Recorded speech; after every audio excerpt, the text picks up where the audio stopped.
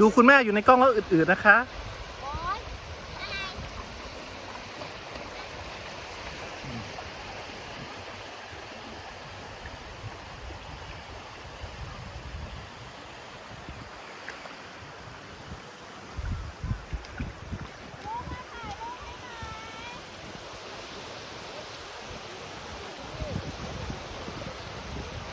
วันนี้เรากินไหนเจ๊อิ๋วนะ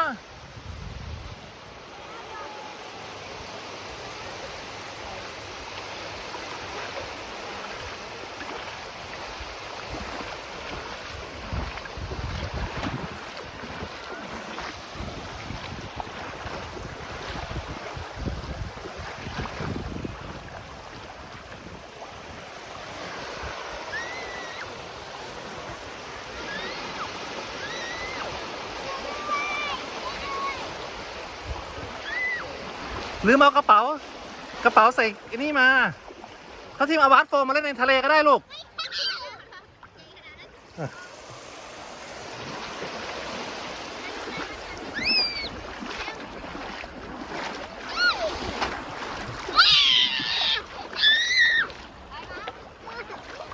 ขาถึงก็ไปเสีย